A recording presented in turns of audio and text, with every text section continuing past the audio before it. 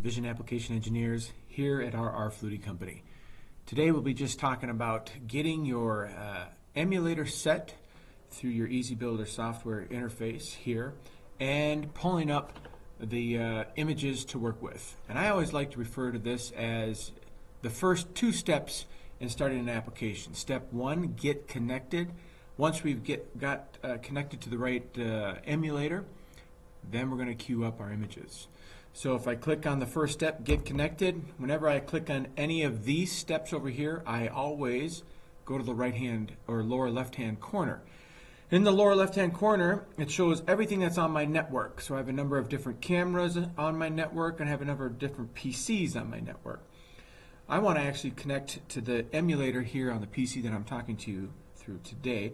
I'm going to click on local emulator here, and I'm going to click the emulator button because the images that I'm working with were actually created in the Insight 8400. That is a standard res Cognex camera. If I clicked on the browse button right here, I can actually select from the 7900, 7000 Gen 2s. All the Cognex cameras are listed all in here. So if I'm taking images with a 5 megapixel camera, I want to make sure I connect to the right emulator. For this application, we use the Insight 8400. So that's the one I'm going to use. I'm going to hit OK. I've queued up the right emulator. Now I go back to that lower left-hand corner where my cursor's at. I click on my PC and then hit Connect. Once I hit Connect, I can always confirm what I'm connected to by going to the upper left-hand corner, and it'll say Insight Explorer, the name of the PC that I'm using, and the emulator that I've queued up.